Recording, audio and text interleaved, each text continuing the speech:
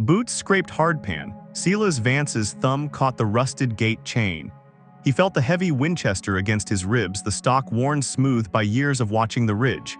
Fresh blood still dried sticky in the dust. His brother's hat lay trampled near the post. He could bar the latch, he could load the spare shells, wait for the drumbeat, and let the timber echo with lead.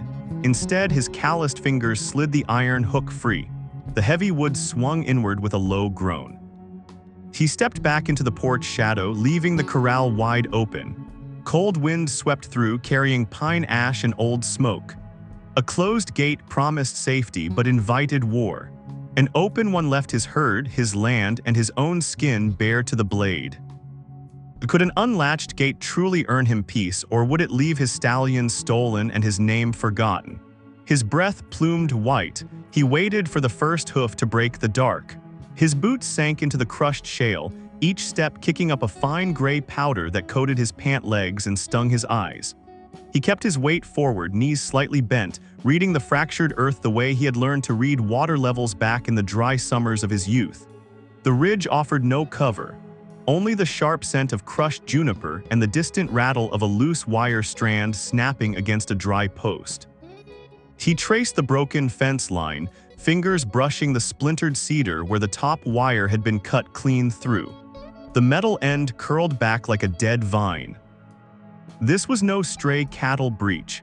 The cut sat exactly at throat height, deliberate, precise. He paused to adjust the leather wrap around his left wrist, feeling the familiar bite of a scar that never quite faded from the old brush fights. His coat hung heavy with sweat and dust, but he refused to shrug it off. The weight kept his hands steady when the instinct to draw pulled hard at his shoulders. The canyon mouth yawned ahead, swallowing the last of the afternoon light. He counted 3 distinct sets of tracks veering off the main wash. Moccasin soles pressed shallow into the damp clay near the rock face, leaving clean edges that spoke of recent travel. He crouched, running a thumb over the edge of a heel print. The tread was worn smooth by river stone, not a war party, not yet. He traced the faint scuff of a drag mark where a heavy pack had been pulled over stone, noting how the fabric weave matched the rough blankets traded at the agency.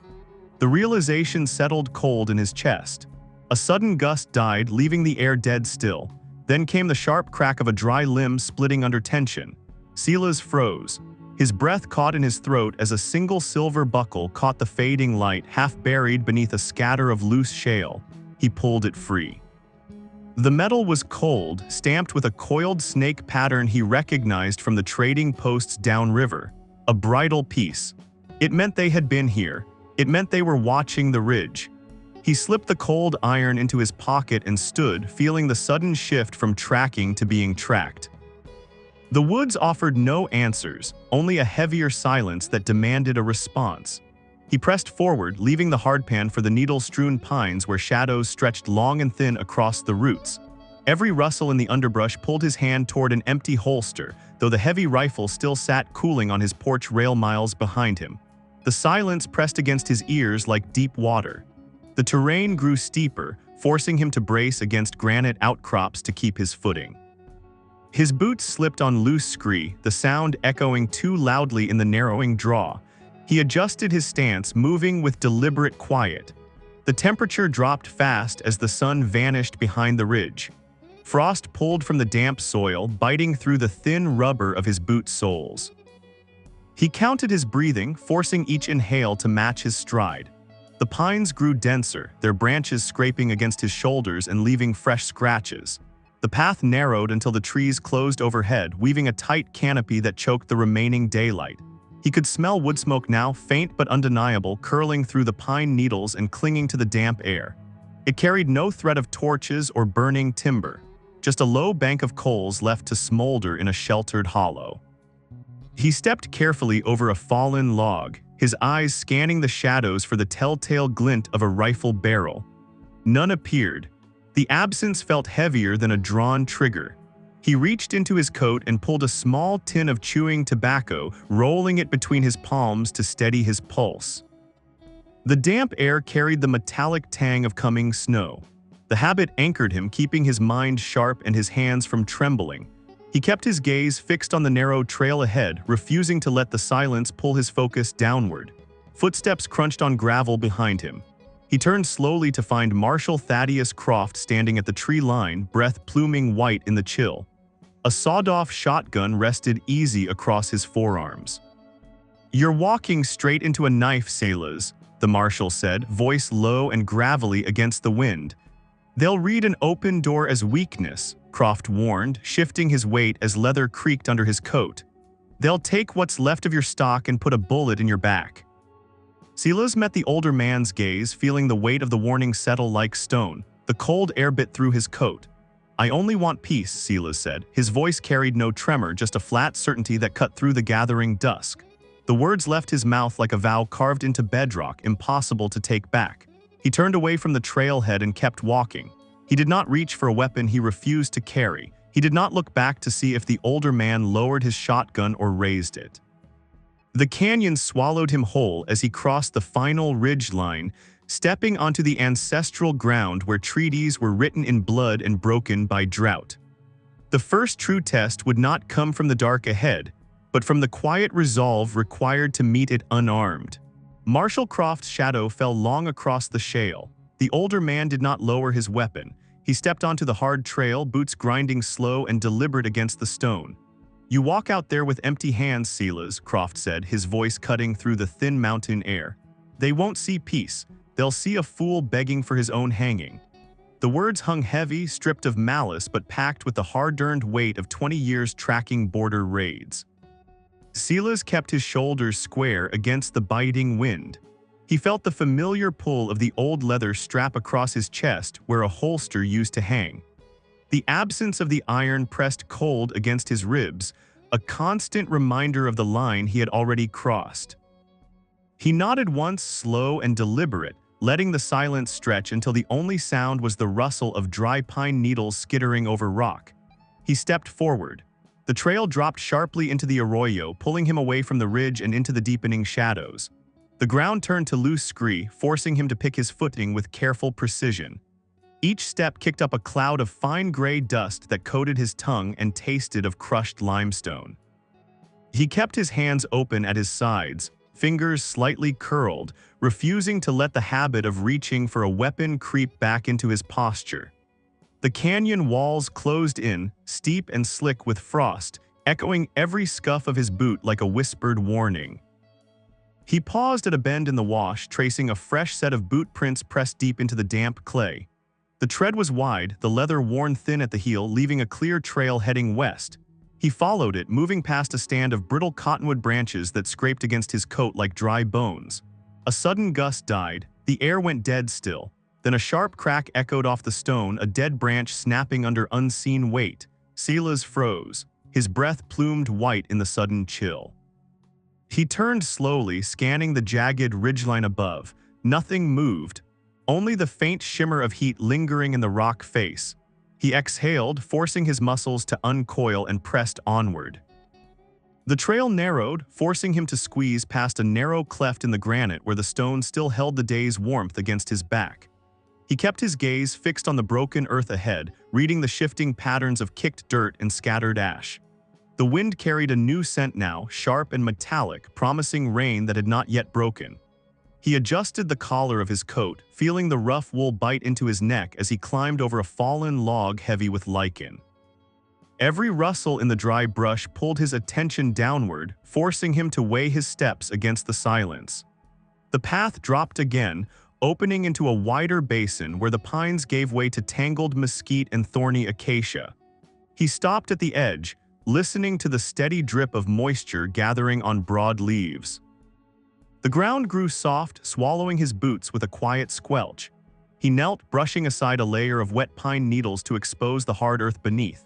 A single dropped shell casing lay half buried in the mud, brass tarnished by age and damp.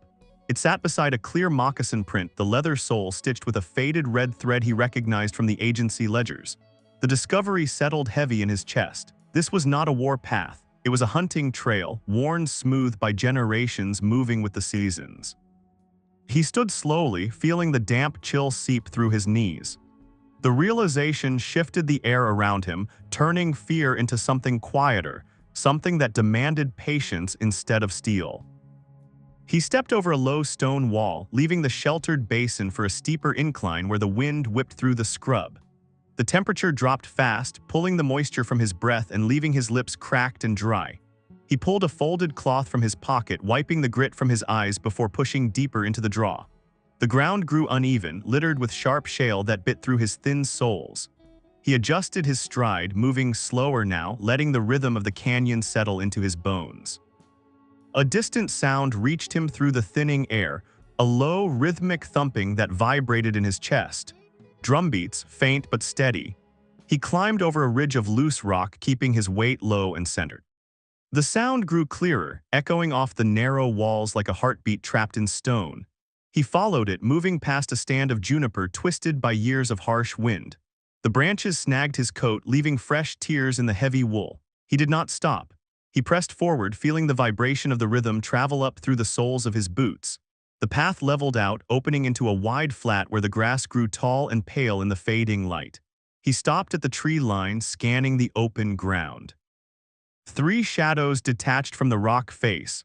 Rifles raised, barrels gleamed dull in the gray light. Silas did not flinch. He stood perfectly still, letting the wind pull at his coat and the scent of wet earth fill his lungs.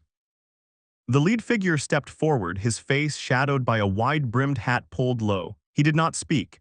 He only raised his chin, eyes locked on Silas's empty hands. The silence stretched, thick and heavy, pressing against Silas's ribs like a physical weight. He felt the old instinct to step back, to reach for the iron he had left behind. He let it pass. He kept his shoulders square, his breathing slow and measured, waiting for the next move. "You crossed the line," the older warrior said, his voice low and rough against the wind. "The valley belongs to the water. The ridge belongs to the stone. You walk on both." The words carried no threat, only a hard observation that measured the distance between 2 ways of life. Silas met the elder's gaze, feeling the weight of generations pressing down on the flat ground. He kept his hands open, palms facing the damp earth.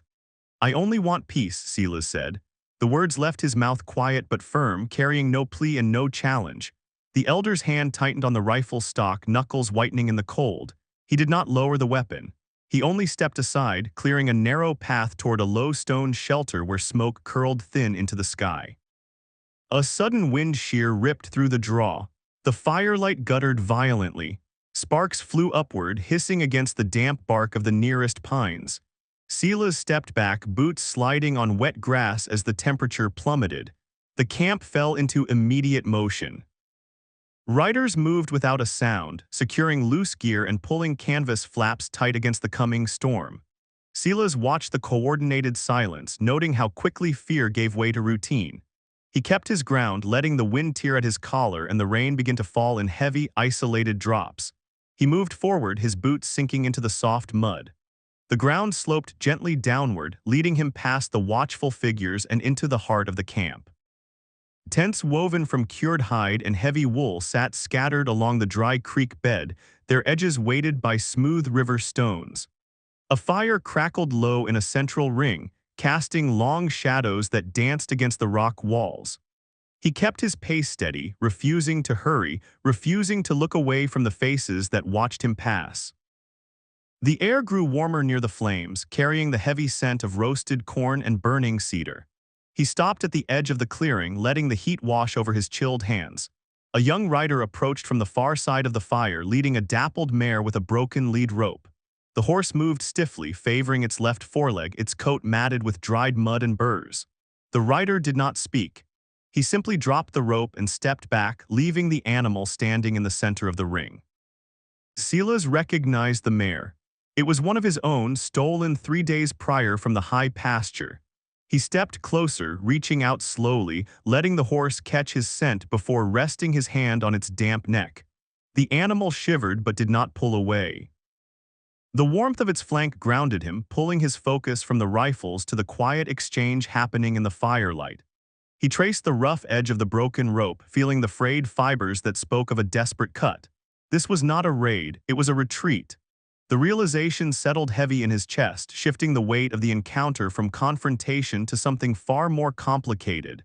He kept his hand on the mare's neck, feeling the steady pulse beneath the skin. The elder watched him from the edge of the fire, his expression unreadable in the flickering light. He did not smile. He did not gesture for Silas to leave.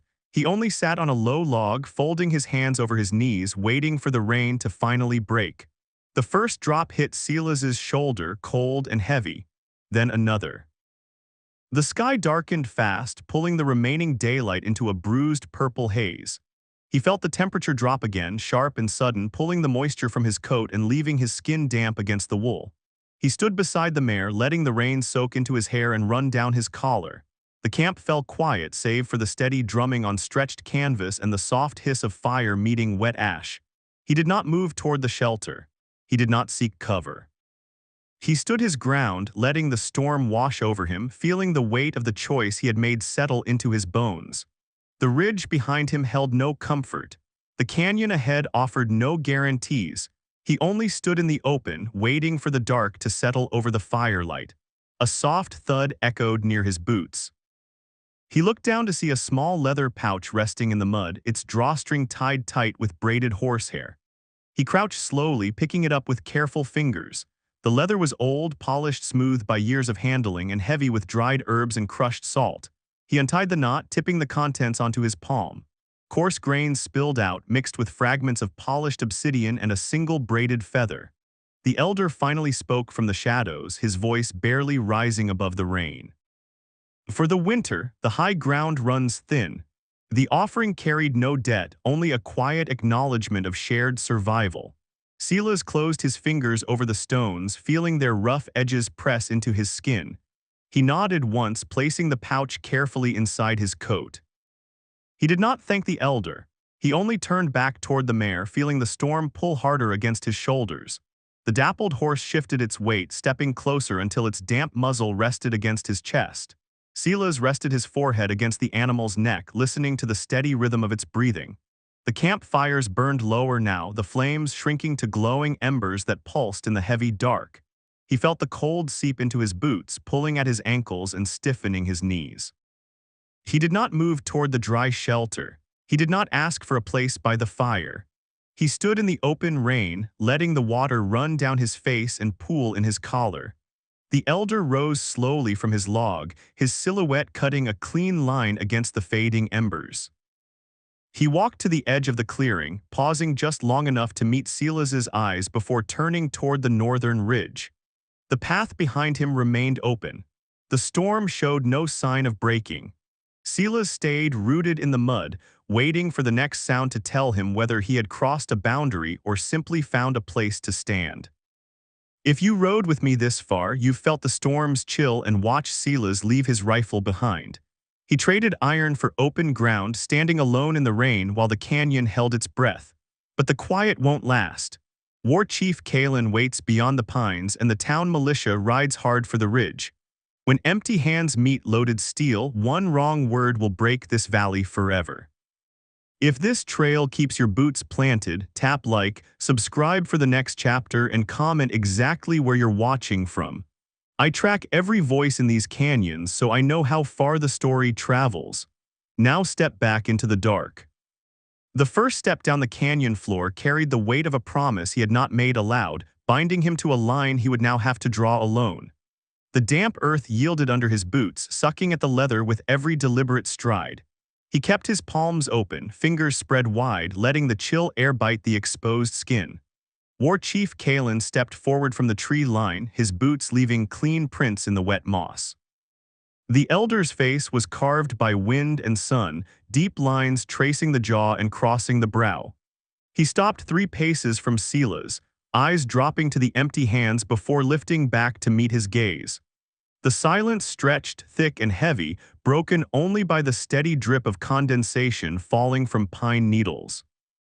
Silas felt the familiar itch to reach for his coat pocket, to roll the worn tobacco tin against his thigh and ground his pulse. He forced his hands still. He refused the habit. He let the tremor ride out in his shoulders, breathing slow and shallow until the air settled in his lungs. Kalen's posture shifted, weight transferring to the back foot, signaling a calculation that spanned decades of border skirmishes and broken treaties. The chief's voice came low, roughened by wood smoke and cold. You leave the iron at your back, Kalen said, his eyes narrowing against the pale light. You think empty hands speak louder than lead. Silas held the elder's stare, feeling the damp wool of his collar press heavy against his neck. He did not shift his stance. He did not blink. The wind swept through the clearing, carrying the sharp scent of wet stone and crushed sage. This valley has no room for more graves, Silas said. The words left his mouth flat, carrying no challenge and no plea. He let the current pull them across the space between them, watching the chief's jaw tighten. Kalen's grip on the rifle shifted, knuckles whitening before slowly, deliberately lowering the barrel toward the mud. His thumb never left the hammer. The metal caught a sliver of gray light, resting ready but not aimed. The gesture carried no surrender, only a suspended verdict that demanded proof across the turning of the seasons. A sudden gust tore through the pines, stripping loose bark from dead branches and sending it skittering across the wet ground. Silas tracked the movement, noting how the young scouts along the ridge mirrored the wind's shift, hands drifting closer to their belts. The camp fires burned lower, embers pulsing dull orange against the damp soil. He stepped closer to the fire ring, letting the residual heat dry the sweat on his temples. He felt the cold seep through his boots, pulling at his ankles and stiffening his knees, yet he refused to step toward the dry canvas tents. The choice anchored him. He watched Kalen sit on a low log, folding his hands over his knees, waiting for the rain to finally break. The standoff stretched into the deepening dusk, measured only by the slow exhale of breath and the distant rustle of canvas flaps adjusting to the wind. Silas shifted his weight, feeling the familiar ache in his lower back flare where an old saddle injury had never fully healed. He pressed his shoulder blades together, forcing the pain into the background, keeping his focus fixed on the chief's still hands. The damp air grew heavier, pulling moisture from the trees and coating everything in a fine mist. He noticed a scout to his left tracing the edge of a worn blanket, eyes darting toward the northern ridge road. The tension pulled taut with every passing second. Silas let his breathing slow, matching the steady drip of water falling from the canopy. He refused to break his stance. He knew the town militia would not wait for the moon to rise. He knew the trail he had crossed alone would soon carry iron-shod wheels and angry voices. The waiting demanded patience he had spent years building in quiet seasons. The mist thickened, blurring the tree line into a wall of shifting gray. Silas felt the moisture bead on his lashes, blurring his vision, but he kept his gaze locked on Kalen's posture. The chief did not move. He only sat, watching the dark water pool around his boots, reading the sky like a ledger. A sharp crack echoed through the draw, a dead branch splitting under unseen weight. Silas's breath caught, his shoulders tensed. 3 riders detached from the far ridge, moving with heavy, deliberate cadence that vibrated through the saturated earth. The sound cut through the stillness like a drawn blade. Kalen's head lifted slowly, eyes tracking the shadows without shifting his weight. The scouts along the tree line went rigid, hands hovering near leather straps, waiting for the chief's signal. Silas stood perfectly still, letting the cold rain soak through his shirt and pull the heat from his spine. He felt the old instinct to step back, to widen his stance and brace for impact. He let it pass. He kept his hands open, palms facing the wet grass, waiting for the riders to clear the narrow pass. The lead horse stepped into the clearing, breath pluming thick in the chill, a familiar dappled flank catching the pale light. 2 more mares followed, bridles gleaming with fresh silver and braided sage. The hoofbeats slowed, settling into a steady, rhythmic thud that echoed off the canyon walls. Kalen rose from his log, water dripping from the hem of his cloak, and walked to the center of the clearing. He did not reach for the rifles, he only knelt in the mud. He pulled a small leather pouch from his coat, untying the braided cord with practiced fingers. A carved bone token rested inside, smooth and worn by generations of handling. Kalen placed it on a flat stone at Silas's feet. The object caught the fading light, shaped like a coiled hawk with wings tucked tight against the chest. The chief's voice came low, stripped of ceremony, carrying the rough edge of winter. The young men rode thin bellies and frightened eyes, Kalen said, his gaze fixed on the stone. The storm scattered the herds. They sought feed, not war. The admission landed heavy in the damp air, stripping the raid of its painted purpose and leaving behind the raw edges of survival. Silas looked down at the token, feeling the cold weight of it pull at his chest. He glanced at the returned mares. Each halter carried the same woven sage, catching the silver light like quiet apologies. The gesture shifted the valley's balance. It was no longer a standoff over stolen stock. It was a debt handed to a man who chose to stand unarmed. Silas crouched slowly, picking up the bone carving. The edges bit into his palm, carrying an authority that demanded more than gratitude. He closed his fist around it, feeling the smooth surface warm against his skin. Kaelin rose without a word, turning toward the northern tree line. The riders melted into the pine shadows, leaving only the soft fade of hoofbeats against wet stone. Silas stood alone in the clearing, the token resting heavy in his palm. The town would see returned horses as weakness. They would see an open trail as an invitation to finish what the storm had interrupted. He slid the bone hawk into his coat, feeling its sharp edge press against his ribs, and turned toward the dark. The first step down the canyon floor carried the weight of a line he would now have to draw alone. The first step down the canyon floor carried the weight of a line he would now have to draw alone. He walked back through the soaked timber, the bone hawk pressing cold against his ribs with every stride. The rain slowed to a mist, leaving the air heavy with the smell of wet pine and crushed sage. His boots found the familiar trail, but the path felt narrower now, choked by the knowledge of what waited at the ridge. He did not hurry. He let the damp chill settle into his joints, feeling the familiar ache in his lower back flare with each descent. The tobacco tin sat untouched in his pocket. He had broken the habit. His hands stayed open at his sides, palms raw from the cold, fingers tracing the empty air where a rifle stock used to rest.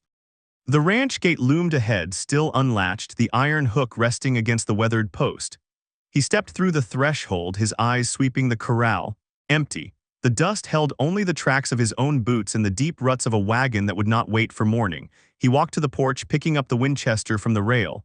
The metal was cold, heavy with condensation. He did not load it. He laid it across two splintered boards and turned back to the yard. The town would come. They would bring lanterns, shotguns, and the hard certainty of men who believed peace was a luxury paid for by blood.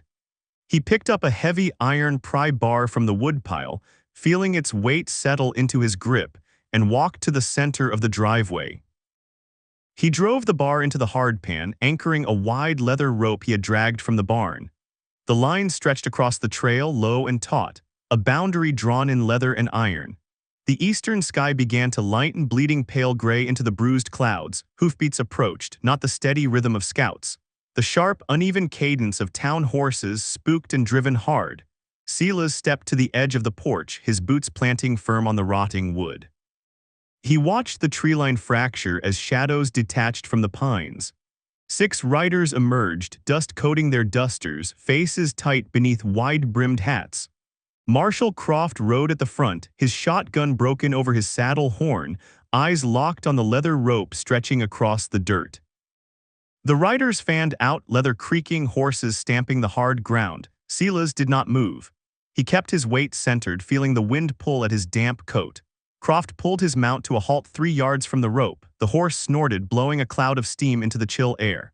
"You're standing in the middle of a blood road, Silas," Croft said, his voice stripped of its earlier warning, hardened by the dawn. "They're riding hard from the agency, young men with empty bellies and itchy triggers. If you hold that line, you'll break it for everyone in this county." The other riders shifted, hands drifting toward their holsters. The air grew still, heavy with the scent of horse sweat and damp wool. Silas felt the familiar pull to step back, to let the law take the lead. He let it pass. He kept his hands empty. He met the older man's gaze without blinking. "They're bringing back what they took," Silas said. His voice cut clean through the quiet morning, flat and final. The words hung in the cold air, carrying no threat, only a hard line drawn in the dirt. Croft's jaw worked. He shifted in the saddle, leather groaning under his weight. "You're trading your name for theirs," the marshal replied, his thumb resting near the shotgun latch. "You'll hang for it." Silas did not flinch. He only adjusted his stance, feeling the pry bar still driven into the earth behind him. The rope pulled taut across the trail. The eastern wind shifted, carrying the distant sound of approaching hooves, more riders, moving faster, riding toward the boundary from the canyon floor. The town men turned their heads, rifles lifting slightly as the rhythm of the second group closed in.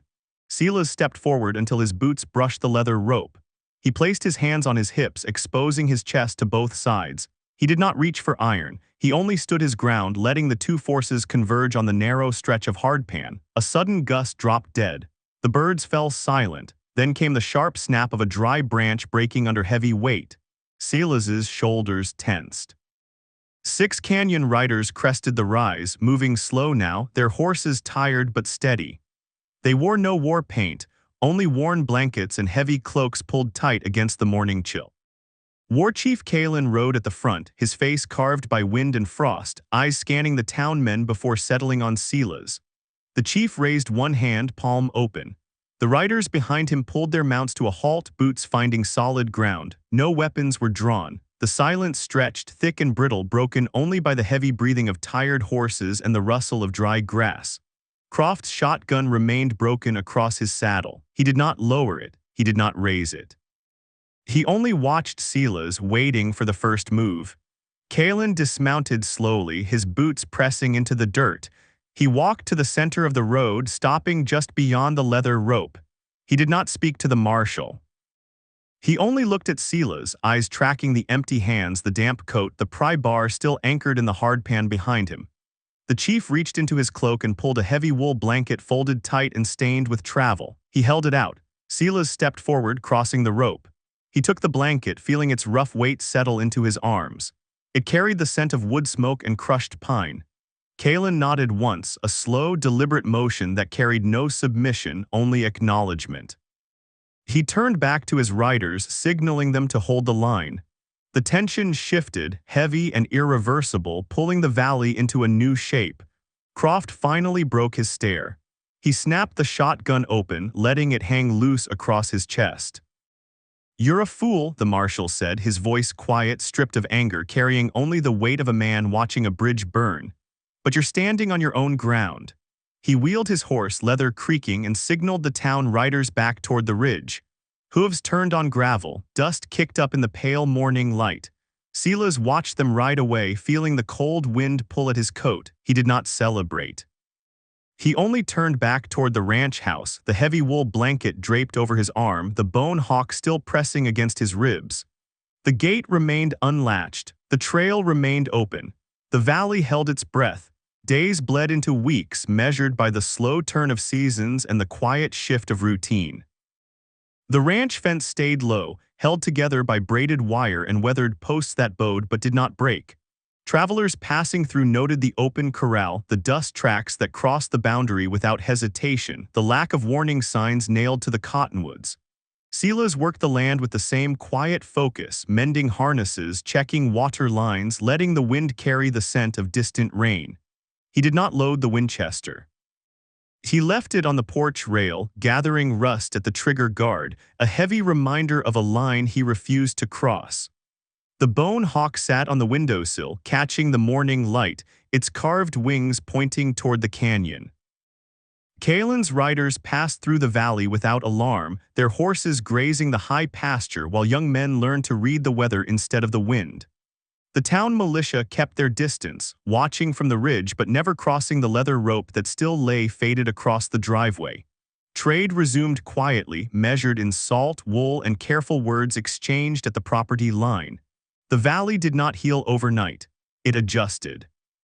It learned the rhythm of shared space, carrying the quiet weight of men who chose to stand down instead of draw first.